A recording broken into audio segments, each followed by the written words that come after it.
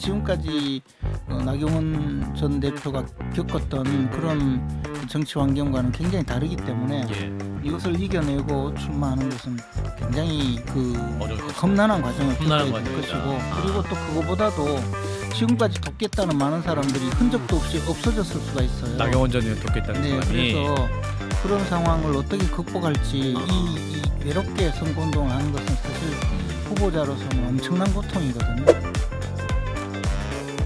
네, CBS 라디오 박지용의 한판 승부 함께하고 계십니다. 뜨거운 정치 현안에 대해서 토론하는 시간이죠. 격주 한판 여야 정치 고수를 모십니다. 오늘은 김재원 전 국민의힘 최고위원과 함께하겠습니다. 의원님 어서 오십시오. 안녕하세요. 예, 진 작가님. 안녕하세요. 안녕하세요. 왜 이렇게 째려보세요 오늘. 대기실에서 한 30분쯤 시작할 오늘 같은 날 제가 왜 왔을까 이 생각이 항상 질문을 보다가 질문지를 주시길래 보니까 한숨만 나오네요. 아 그렇습니까? 두 번에 한 번씩은 꼭 그런 말씀하셨어요. 그래도 김재원 최고위원께서 그 이발을 새롭게 새해 들어서 하셔서 굉장히 깔끔한 모습으로 나오셨습니다. 제가 원래 이렇게 깎으려고 한 게 아닌데 동네 미장원에 갔다가 그 미용사께서 꼭 그 김정은처럼 깎아놔서 아주 한동안 내를 먹었습니다. 처음에 딱 눈을 떴을 때 김정은 같이 돼서 멋지세요. 멋지세요. 자, 그러면 첫 번째 이슈부터 넘어가겠습니다. 국민의힘 전당대회 얘기인데요. 나경원 전 의원 그 대통령실과 좀 갈등을 빚으셨죠. 그 이제 출산 관련 정책 헝가리 사례를 빗대서 얘기를 했다가 대통령실에서 이거 윤석열 정부 정책 규정은 안 맞는다라고 또 반박을 면박같이 이렇게 됐죠. 근데 오늘 오전에 이철규 의원이랑 비밀 회동을 하신 다음에 오늘 출산 그 고령사회위원회 부위원장직 사퇴를 했습니다. 이 부분 어떻게 보십니까?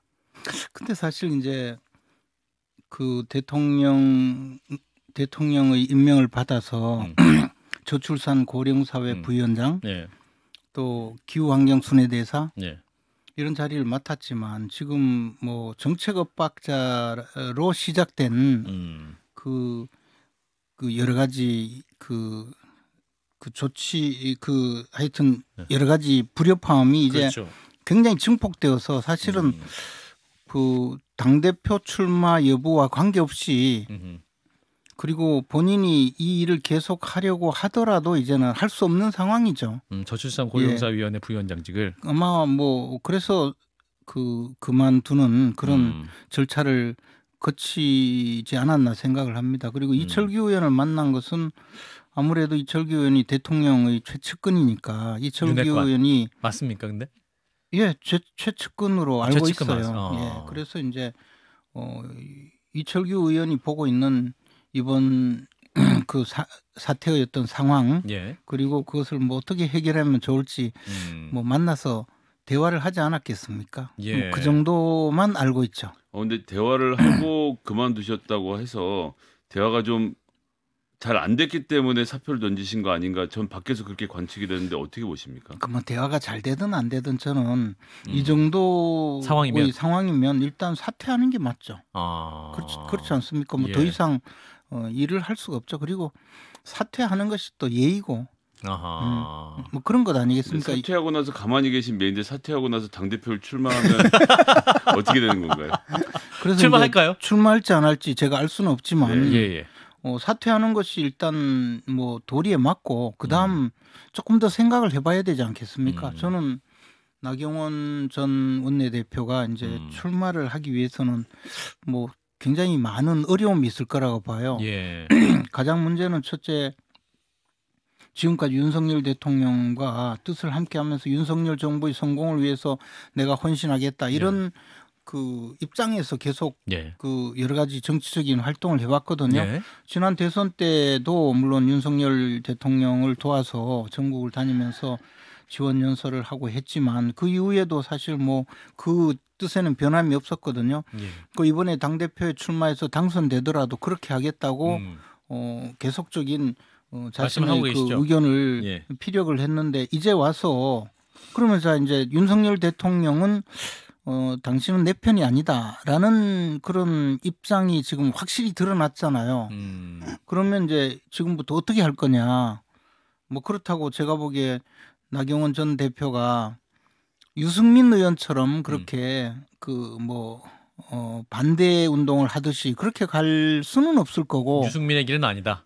그렇죠. 그리고 뭐 이준석 대표처럼 평론가로 이제 정치 평론을 하고 있을 수도 없는 거고. 그러니까 스스로 이제 어떻게 할 것인지 이 정체성을 분명히 해야죠. 노선을 분명히 정해야 되는데 예. 약간의 어려움은 있을 거라고 봐요. 물론 뭐 지금처럼 똑같이 나는 그래도 윤석열을 위해서 내 역할을 다하겠다, 혼신하겠다. 예. 뭐 그렇게 갈 수 있을 거고 또는 뭐 조금 오해는 있지만 뭐 사실 내 진심은 이거다. 그래서 오해를 한다면 내가 이렇게 하겠다라고 또 다른 뭐 길을 모색하든 하여튼 그렇게 스탠스를 정하는 어려움이 있고 그 다음에 이렇게 되니까 이제 올 연말 내년 총선을 바라보고 있는 국회의원이나 원외위원장들 그렇죠.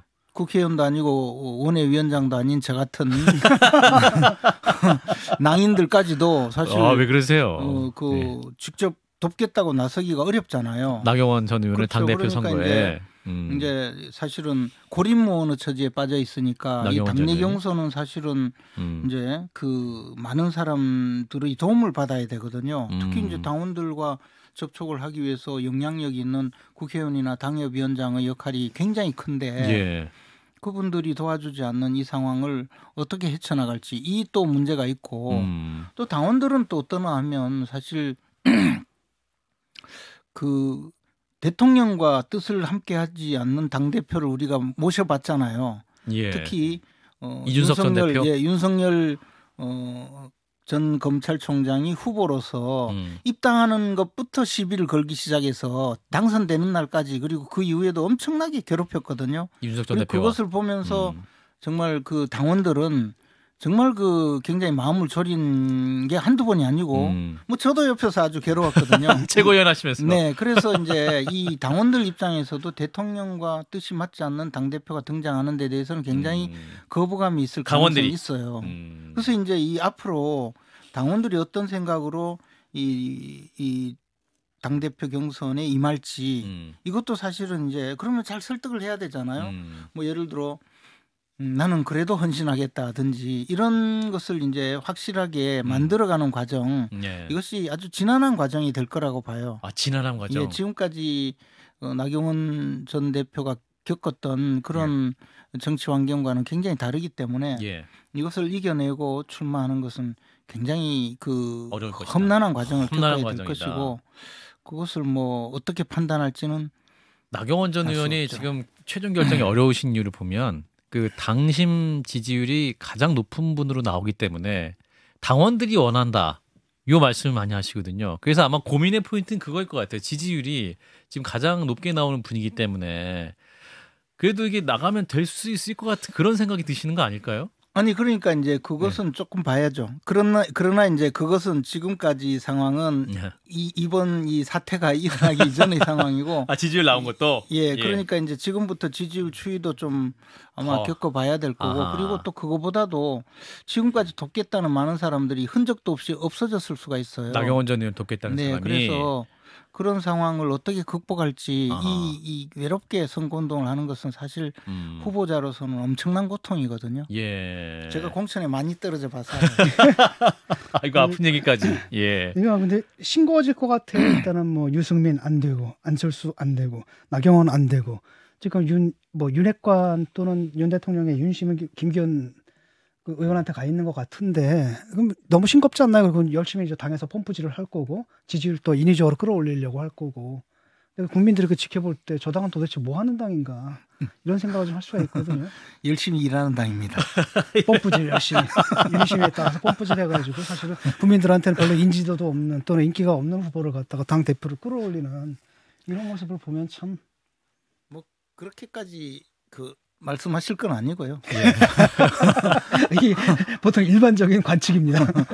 제 견해가 아니라. 사실은 이제 어떻게 보면 그 당원들도 그렇고 당내에 많은 그 당의 그 구성원들도 그렇고 대통령도 아마 비슷한 생각일 텐데 어쨌든 당이 좀 그동안 분란을 너무 많이 겪어서 갖고 있는 트라우마가 있지 않는가 뭐 그런 좀 생각도 합니다. 의원님 그러면 지금 현재까지 상황 그러면 대통령이 나경원 전 의원은 당대표 후보도 아니다라는 메시지를 담은 일련의 과정이라고 판단하십니까? 아니 뭐 대통령이 그런 생각을 했는지 또는 대통령이 뭐 그렇게 지시를 하거나 했겠어요. 그렇지만 어쨌든 이제 하다가 보니까 지금 뭐 처음에는 뭐 조금 정리가 되지 않는 정책적인 그 혼선을 이야기하다가 결국은 이게 서로 간에 그 의사소통의 차이가 조금 있어서 이렇게까지 오지 않았나 싶은데 결과적으로는 나경원 전 대표를 당대표로 그렇게 지지하지는 않는 것으로 보이게 됐죠. 말씀드리기엔 조금 당황스러운데. 그 대통령께서 지지하지 않는 가능성이 더 많은 것으로 지금 보여지는 상황이 됐다. 지지하지 않는 것이 아닐까라고 생각이 들도록 만들었죠. 근데 이제 고관여층들은 말씀하신 대로 그렇게 볼 수 있는데 일반 국민들은 잘 모르겠고 하여튼 김기현은 누군지 모르겠는데 나경원은 잘 알겠다라고 하시는 분들이 많이 계시니까 이래서 나경원 의원이 그냥 윤석열 정부의 성공을 위해서 출마하겠다고 굉장히 시침을 딱 떼고 예를 들면 유승민 의원 좀 각을 세우지만 나경원 의원 사실 그럴 이유는 없잖아요. 그냥 출마해서 있으면 나경원, 안철수, 김기현 이렇게 3인방의 싸움이 벌어졌을 때 누가 1, 2등 할까 뭐 이렇게 그림이 갈 수도 있지 않겠습니까? 어차피 당원이 80만 명이나 되면 여론의 싸움이기도 하니까요. 당원이 아마 투표할 때쯤 되면 근 100만 명 가량 될 거예요. 그러겠죠. 근데 그걸 누가 알겠습니까? 지금 말씀하신 것을 사실 알 수가 없죠.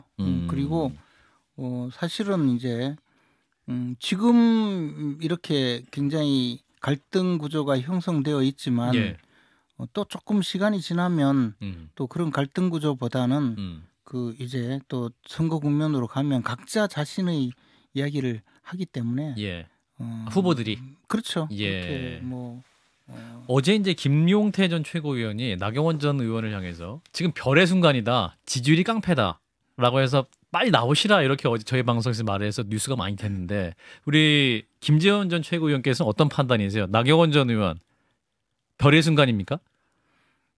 김용태 전 최고위원이 뭘 그리 많이 알겠어요.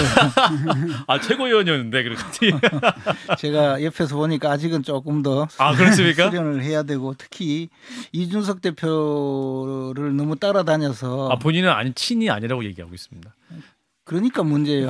한번 갔으면 끝까지 가야지. 그새 또 마음이 변해서. 알겠습니다. 이래도 문제가 저래도 문제고. 그러면 의원님 생각은? 근데 이제 나경원 대표는 굉장히 지금 어려운 상황이고 어려운 순간이다. 이것을 극복하는 힘이 굉장히 힘들 거예요.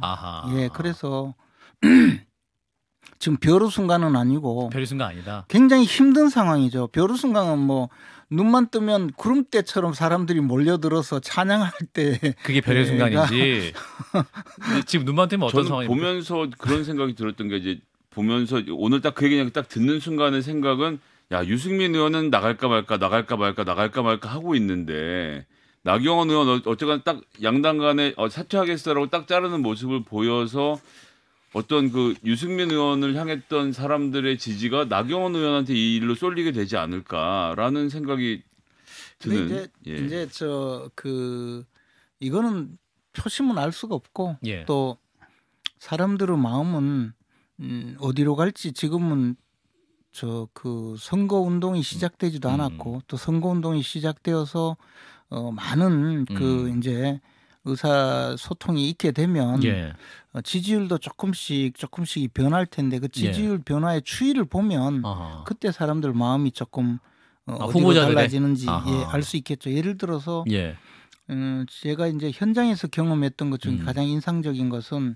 세월호 사건이 있을 때 그 100일쯤 후에 지방선거가 있었거든요. 근데 그 세월호 사건이 있던 경기도지사 선거에서 당시 그 새누리당 남경필 지사가 당선되었거든요. 무슨 상황이냐면 사람들의 마음이 하루아침에 이렇게 지지하다가 툭 떨어지지는 않고 이제 이게 상황이 계속적인 어떤 추이를 이렇게 흘러가는 것이고 그런데 이제 그 다음 지방선거에는 지금까지도 경기도지사 선거에서 후에 지고 있지 않습니까? 예. 그런 것이 이제 뭐냐 하면 제가 보기에 사람들의 마음이 하루아침에 무슨 사건이 있다고 해서 지지를 달리하고 그게 바뀌고 아니다. 그런 것은 좀 아니고요. 아니다. 또 많은 경우에는 지금 여론조사 자체가 결국은 인지도 싸움이 아닌가. 인지도에 의해서 누구에 대해서 지지 의사를 표시하는 것 아닌가라는 것이기 때문에 아직은 이 상황이 조금 더 정리될 필요가 있다. 좀 더 이제 지켜보자. 어떤 정보를 더 획득하고 난 다음에 이 유권자들이 판단하는 과정이 생기지 않을까. 그렇군요. 청취자 질문이 있어요. 우리 김재원 전 최고위원께서는 이번에 최고위원 출마하십니까라고 질문을 하시는데 여기서 출마한다고 해도 될지 모르겠네요. 출마하십니까? 뭐 하여튼, 일반 최고위원 하여튼 준비하고 있습니다. 이거 출마하시네요. 하여튼 준비하고 있습니다. 마음의 준비를 하고 있는데. 마음의 준비를 하고 계시고. 아하, 그렇군요. 자, 여기서 이제 김장현대 김기현 의원이 어제 캠프 개소식을 했고 많은 의원들이 오시고 친윤계 의원도 대거 참석하시고 이명박 전 대통령이 지지 선언도 하신 걸로 공개 지지를 했어요.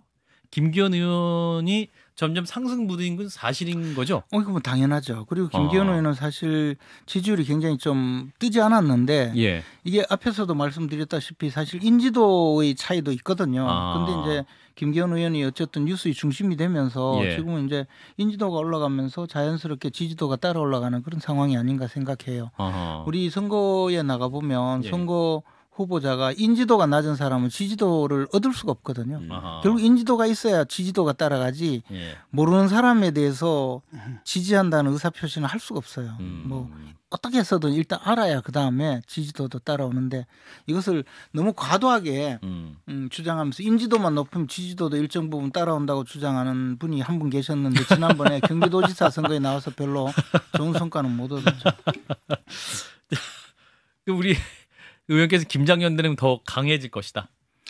아마 그럴 겁니다. 분명히 이제 어디까지 그래요? 어떤 정도로 주도권을 행사. 우리 김재원 최고위원님 마음이 김기현 의원 쪽으로 가 계신 것 같은데요. 그 점에 대해서는 제가 밝힐 수 없습니까? 예, 그거는 왜냐하면 저는 안철수 후보님의 지지자에게도 잘 보여야 하고 심지어 유승민 의원의 지지자에게도 잘 보여야 되기 때문에 지금부터는 제가 그래서 극히 조심하고 있습니다. 그런가요? 네. 예, 김장현대 좀 강해지고 있다. 그리고 이제 안철수 그것은 의원 분명해요. 그렇군요. 김기현 의원이 사실은 그런 연대를 함으로써 뭐 뉴스의 중심에 섰죠 분명히.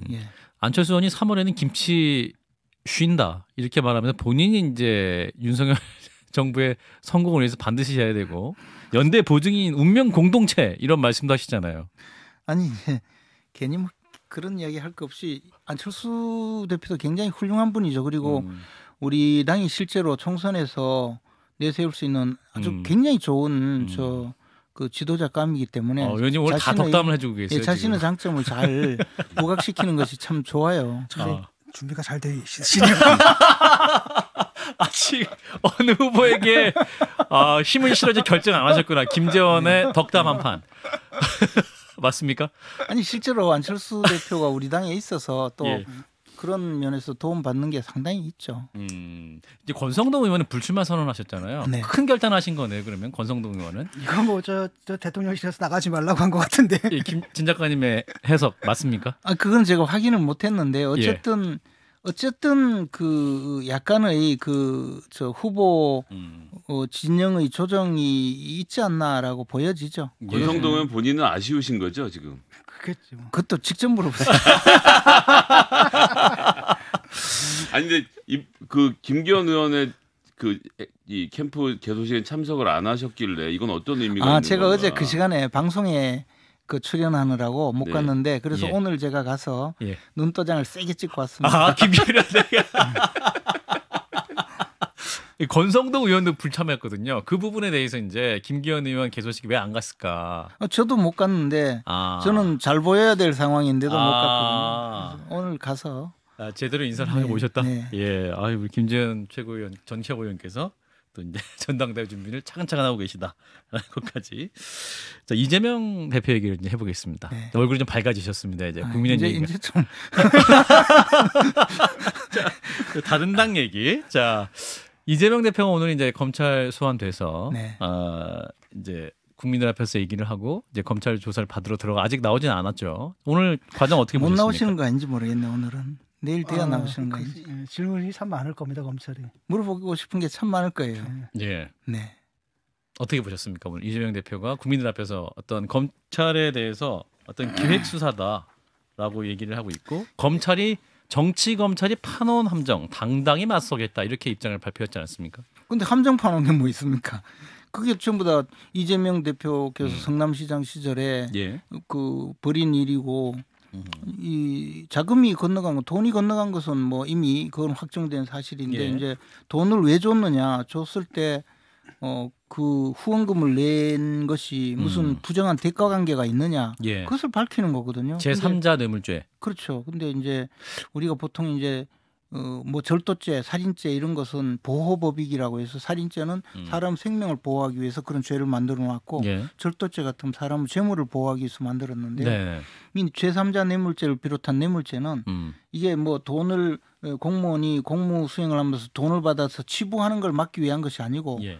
공직을 그 공명정대하게 그 공직을 수행해야 되는데 거기에 돈과 연루가 돼서 부당하게 이제 이 사람 돈 주는 사람은 더 잘해주고 돈 안 주는 사람은 못 해주고 하는 그런 식으로 하지 말라는 거거든요. 그래서 이제 그걸 표현하기를 형사법적으로 뭐 공직의 불가매수성, 공무수행의 불가매수성 이렇게 주장하는데요. 예. 매수하지 마라 그거거든요. 근데 제3자 뇌물죄는 뭐냐면 내가 돈을 안 받아도 돈을 어디 주게 하고 이 사람 후원금 낸 사람은 예를 들어 뭐 건폐율도 낮춰주고 인허가도 특혜를 줬다. 예, 병원 부지를 전임 시장들은 이 병원이 여기 들어오지 않으면 도시 전체 기능이 안 좋아지니까 병원이 꼭 들어오라고 해서 병원 부지로 지정해 놓고 그래서 이제 땅을 거래하게 되니까 이 두산건설 같은 경우에 굉장히 싸게 이 병원 부지를 샀을 거 아닙니까? 예. 그래 놓고 이걸 이제 후원금 좀 주고 이것을 일반 상업 시설로 바꿔 가지고 수천억의 이익을 취했단 말이죠. 예. 그러면 예를 들어 돈 없는 사람은 여기에 병원 줘야 되고 돈 많은 사람은 후원금 좀 주고 건물 지어가지고 막대한 이익을 취하게 하면 이건 안 되잖아요. 예. 이런 것이 전형적인 제3자 뇌물죄거든요. 성립이 된다고 보시는 거군요. 법률가로서. 흔히 이제 법조인들이 말할 때는 이것을 이제 똑 떨어지는 범죄라고 하죠. 똑 떨어지는 범죄다. 그러면 이제 그런 행위가 있었느냐 여부를 확인해야 되는데 예. 그래서 뭐 지난번에 언론에 보면 예. 당사자들끼리 서로 협상을 하는 이메일도 주고받았다는 거 아닙니까? 그것도 확보가 됐다잖아요. 그래서 뭐 내가 돈 받은 게 없다느니 전국의 지방자치단체장 다 걸린다느니 이런 이야기는 전부 비법적인 이야기죠. 법률가적인 이야기가 아니고 그냥 이제 표현하는 이야기라고 봐요. 그러니까 제3자 뇌물죄 가장 상징적인 게 이제 미르 K 스포츠 재단 박근혜 전 대통령 최순실 씨 관련해서 적용됐던 게 이 제3자 뇌물죄 아닙니까? 그래 거기에는요 더군다나 뭐 특별한 청탁도 없어요. 근데 묵시적 청탁 이래가지고 뭐 이걸 주면 아마 뭐 저 승계하는데 기업 승계하는데 도와달라라는 뭐 사실상의 저 보험성으로 뭐 그랬다고 하는데 사실 그 문제는 조금 애매하기는 저는 한데요. 그 정도 입증이 된 그 정도로도 이것이 사물자 성립됐다면 이거는 뭐 그게 아니라 뭐 메일도 주고받고 뭐 또 뭐 다른 예를 들어 다른 회사의 경우에는 뭐 출구를 내는데 이걸 뭐 어떻게 하고 또 병원 부지 가지고 또 뭐 저 다른 병원 재단의 경우에는 그 병원 부지를 확보하는 데 도움을 주고 많은 여러 가지 이야기가 있거든요. 예. 그런 내용이 있다면 이것은 굉장히 저 심각한 사안이라고 봐요. 과거에 보면 고위 공무원이 어느 절에다가 시주를 하게 하고 예. 몇 억을 시주하게 하고 그 청탁을 조금 들어준 사안도 그 유죄 판결을 받았거든요. 예. 그러니까 그런 사안이 이런 비슷한 사안이 굉장히 많아요. 그렇군요. 그리고 김만배 씨를 둘러싼 파문 법조계에도 로비했다. 언론계는 물론 그 골프 비용 100만 원씩 줬다. 판검사도 받았다. 네. 이런 얘기 나오지 않습니까? 네. 이거 받아서 판결 결과가 바뀌어질 수 있나요? 그런데 이제 100만 원 정도 주고받은 것이 당연히 이제 뭐 보험성으로 들었을 텐데 어쨌든 뭐 그것은 이제 따져봐야죠. 그분이 판결하는데 정말 영향이 있었는지 없었는지 개개인의 그 성향으로 따져봐야 될 테고. 예. 하여튼 뭐 대한민국이 썩어 문드러지지 않는 데가 한 군데도 없구나라는 생각을 했어요. 언론계에서도 뭐 그러고 하는 걸 보니까 그중에 제가 아는 기자님도 계시던데. 예. 예, 그럼 오늘 이제 이재명 대표가 조사를 받고 있는데 그 구속영장까지 갈 가능성이 있을까? 이 부분도 이제 저는 이제 검사들이 이 사건은 그냥 정치적인 어떤 판단은 완전 배제하고 예. 그냥 단순히 법률적인 사안으로 본다면 반드시 구속영장을 청구할 거라고 봐요. 왜냐하면요 이게 뇌물죄는요 그 1억 원 이상 수뢰액수가 1억 원 이상이면 징역 10년 이상의 무기징역형까지 할 수 있거든요. 예. 그러니까 이거는 뭐냐면 10년 이상의 유기징역이기 때문에요. 이른바 장량 감경을 하더라도 5년 이상을 선고해야 돼요. 집행유예도 안 돼요. 예. 그러면 일단 교도소 가야 되는 거예요. 그리고 더군다나 수뢰액수가 1억 원이 아니고 이것은 100억 원이 넘거든요. 그러면 비슷한 사안에서 보면 징역 한 20년씩 막 구형을 한단 말이에요.